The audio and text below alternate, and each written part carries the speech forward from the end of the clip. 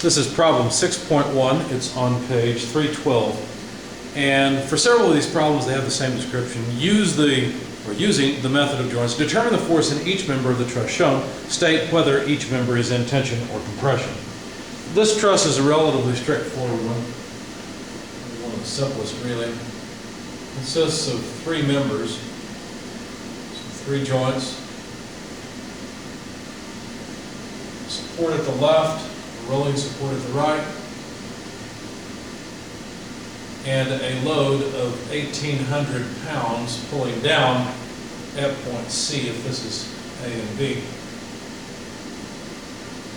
There's a 4-foot dimension on this side,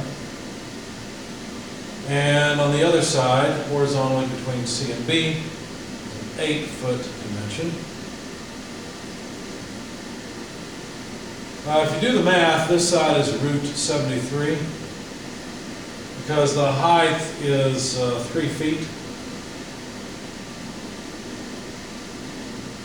So 3 squared, 8 squared, square root. And then this side, the 4, 3, well, this is a 5 side. So the distance between A and C is 5. The distance between C and B is root 73. So we're supposed to use the method of joints. The first thing I did is I took a free body diagram of the overall truss, realizing there would only be vertical force at A and B because of the roller at B. Then I decided to sum moments about point A, taking counterclockwise as positive. So there's negative 1,800 pounds, because think about it, this 1,800 pound force from summing moments about A is going to cause a negative moment. Times this moment arm 4 feet. Of course, this is pounds. I'm being sloppy here. There's the moment of the applied load, and then we got the moment due to B. So plus B times, let's see, it's the moment arm 4 plus 8, 12 feet. That sum has to be 0. You can solve this for B, just rearrange it. You can find B in pounds. It comes out to 600 pounds. So I'm just going to make a note on my original diagram that the force at B is 600 pounds. Now it's pretty easy to see if we've got 1,800 pounds pulling down and only 600 up, we're going to match the other 1,800, well, the other part of 1,800, 1,200 pounds at A. That's basically summing forces in the vertical direction, adding A, B, and the external load. So 1,200 pounds at A, 600 pounds at B for a total of 1,800 pounds of support. So we've taken the first step, which is to get the reactions. So now let's start with the joints. For example, let's begin with joint C. In joint C, there's force in member CB and force in member AC with the external 1,800 pound load applied. Remember, for joints, we can only sum forces. We can't sum moments, so vertical and horizontal forces. Summing forces in the vertical direction is the way I began. So I said that must be ACY plus CBY, the vertical components of AC and CB, minus 1,800 has to come out to 0, all in pounds, of course. Now the geometry comes into play, so we'll take the 1,800 to the other side and say ACY must be AC times what? Well, AC is oriented along this direction. So to get the vertical component, that's 3 out of 5. That's 3/5. CB, we want the vertical component of CB. CB acts along this direction, so that's 3 over root 73. So this is what I call equation 1. Now let's sum forces in the horizontal direction. We've got negative ACX, because AC has a negative X component, plus CBX. To be clear, I'm using the typical XY coordinate system. But that's it. There are no other forces, so this sum must be 0. So if we move AC to one side, ACX to one side, I should say, and then figure out what the X component of AC would be, well, that's 4/5 of AC. That has to be equal to CBX. Well, let's take the horizontal over hypotenuse portion. That's the 8 over root 73 side.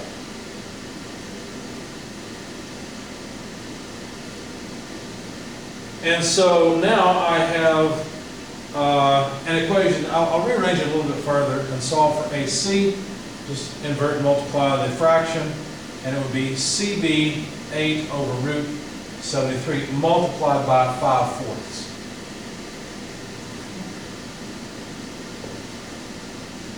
So now I have AC in terms of CB, and now I can plug it into right there. Just pull this equation out and work with it. So we'll have CB 8 over root 73 times 5/4, that's AC, times 3/5, so obviously the 2 5's cancel, plus CB times 3 over root 73 equals 1800.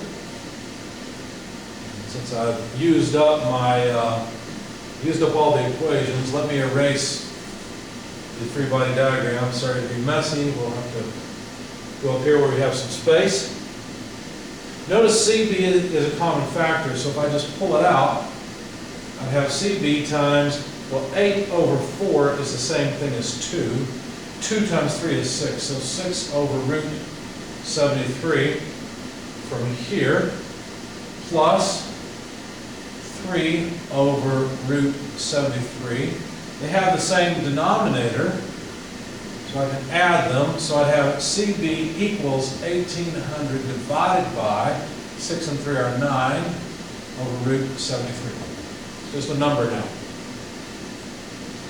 All right, so plug this into your calculator if you like, and we'll find that CB is about 1,708.80 pounds. Note that this is in tension, because that's what I assumed, right? I assumed that CB was acting in tension. I got a positive number, so therefore I assumed right. Now that I've got CB, why don't I just plug it back in to here and get AC? Again, 8 over 4 is 2. 2 times 5 is 10. So we just need to multiply CB by 10 over root 73. When you do that, you'll get AC. And it comes out to, actually comes out really nice, to 2,000. And we got a positive result, it's in tension. So, there we go. We've got AC, we've got CB. The last thing to do is to get the force in AB. We can either take point B as a free body or point A as a free body. I just chose point A. So if this is point A, what force is acting? Well, I'm going to assume there's a positive AB here. I know there's tensile AC here. And there's also the reaction support force from A. Okay, let me make it A for the time being. This is point A, but the vertical force at A, I'm just calling that. Okay. So, if I sum forces in the vertical direction, I'll verify AC, so there's no point in doing that. How about if we sum forces in the horizontal direction? Well, we get AB plus ACX, and that sum comes out to 0. So AB, which we'd like to know, is the negative of ACX. ACX is 4/5 of AC. And since we have AC as 2,000, all we have to do is plug that in here. When you do that, you'll find AB is negative 1,600. In other words, the member is in compression. So we've done what we were asked to do. We have found that AB is in compression, carries a load of 1,600 pounds.